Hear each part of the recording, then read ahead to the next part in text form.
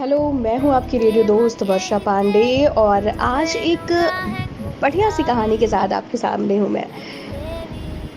एक बार की बात होती है कि एक करोड़पति सेठ जो कि सोने जाता है और सोते-सोते वो एक सपना देखता है कि उसकी मौत हो गई है और मरने के बाद वो उसे स्वर्ग के देवदूत अपने साथ ले जा रहे हैं। और वो जब रास्ते में देखता है तो जिस तरह से वो जा रहा था वैसे ही उसका एक बहुत पुराना नौकर जो बहुत पहले मर गया था, वो भी वहाँ पे मौजूद था।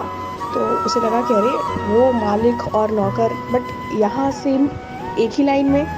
फिर भी उसने सोचा कि चलो मैं तो करोड़पति हूँ, मेरी तो स्वागत यहाँ पे वैसे ही होगी जैसे मैं नीचे था।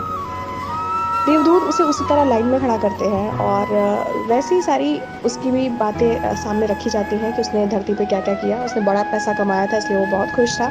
फिर देवदूत उन सबको सामने दिखाते हैं। वहाँ पे स्वर्गलोक का बहुत बड़ा शॉपिंग मॉल था और कहते हैं कि जाइए आप सबने जितनी कमाई की है उस हिसाब से अपना-अपना सामान खरीद लीजिए। अब तो मालिक बहुत खुश हो गया। उसने तो सोचा कि अब पता चल रहा है कि मैं नौकर से काफ़ी बेटर हूँ और वो चल देता है। लेकिन जब वो उस शॉपिंग मॉल में जाता है तो गेट पे ही उसे एक देवदूत रोक देता है और कहता है कि आपका ये पैसा यहाँ नहीं काम देगा। आप जाइए और इंद्र जी से बात करिए। जब वो इंद्र जी के पास जाता है तो कहता है कि भगवान मेरे ये पैसे यहाँ नहीं काम कर रहे तो आप इसे चेंज करके मुझे अपने यहाँ के पैसे दे दो। उन्होंने कहा कि मैं नहीं चेंज कर सकता क्योंकि यहाँ सिर्फ वही पैसे काम देते हैं जो आप नीचे से लेके आते हो।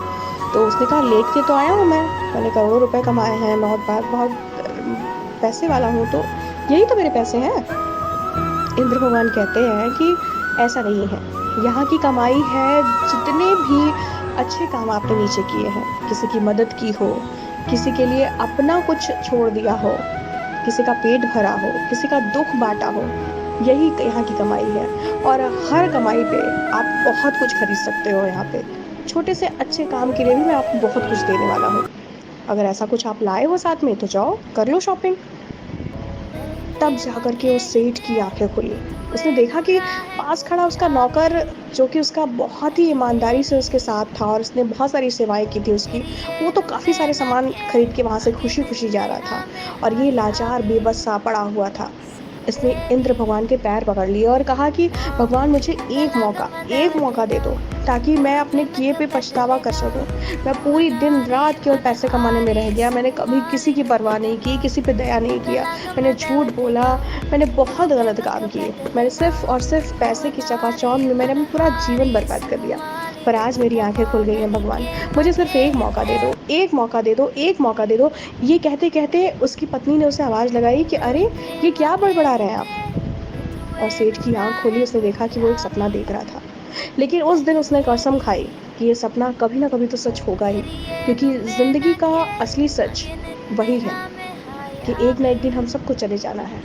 लेकिन पैसे लेकर नहीं जाना है हमें अपने अच्छे कर्मों के साथ। तो अच्छे कर्मों की शुरुआत आप आज ही से कर दीजिए और दीजिए अपने रेडियो दोस्त वर्षा पांडे को अब यहीं पे थोड़ा-सा विराम। मिलते हैं फिर अगली किसी कहानी के साथ आप सबसे।